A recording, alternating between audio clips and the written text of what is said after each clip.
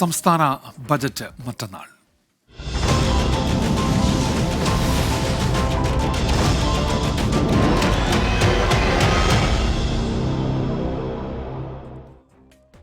മത്സ്യത്തൊഴിലാളികളുടെ ജീവിത നിലവാരം മെച്ചപ്പെടുത്തുന്ന പ്രഖ്യാപനങ്ങൾ സംസ്ഥാന ബജറ്റിൽ ഉണ്ടാകുമെന്ന പ്രതീക്ഷയിലാണ് തീരദേശ മേഖല. മുൻവർഷങ്ങളിൽ പ്രഖ്യാപിച്ച പല പദ്ധതികളും കടലാസിൽ ഒതുങ്ങി എന്ന വിമർശനം ശക്തമാണ്. ബോട്ടുകൾക്ക് ഡീസൽ സബ്സിഡി, മത്സ്യബന്ധന തുറമുഖങ്ങളിൽ ആധുനിക ശീതീകരണ സംവിധാനങ്ങൾ, ആഴക്കടൽ മത്സ്യബന്ധനത്തിന് സമഗ്ര പദ്ധതി എന്നിങ്ങനെ നിരവധി ആവശ്യങ്ങളാണ് മേഖല ഉന്നയിക്കുന്നത്.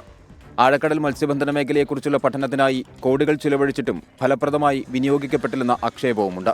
ഡീസൽ ബോട്ടുകൾ വ്യാപകമായ സാഹചര്യത്തിൽ മണ്ണെണ്ണയ്ക്ക് നൽകുന്നതുപോലെ സബ്സിഡി ഡീസലിനും നൽകണമെന്ന ആവശ്യം ശക്തം. മത്സ്യബന്ധന തുറമുഖങ്ങൾ ആധുനികവൽക്കരിക്കുന്ന പ്രവർത്തനങ്ങൾ സമയബന്ധിതമാക്കണമെന്നും പ്രധാന ആവശ്യങ്ങളിൽ ഒന്ന്. മണ്ണെണ്ണ കിട്ടിക്കൊണ്ടിരുന്ന മണ്ണെണ്ണയില്ല.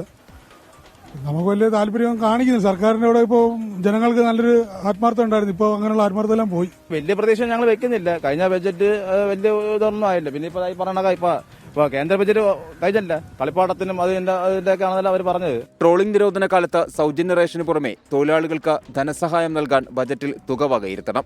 കടൽഭിത്തി നിർമ്മാണം, മത്സ്യത്തൊഴിലാളികൾക്കുള്ള ഭവന പദ്ധതി, ഇൻഷുറൻസ് പരിരക്ഷ, മത്സ്യബന്ധന ഉപകരണങ്ങൾക്കുള്ള ഇൻഷുറൻസ് എന്നിങ്ങനെ നീളുന്നു മേഖലയിലെ ആവശ്യങ്ങൾ. ആർ. അരുൺരാജ്, 24, കൊല്ലം.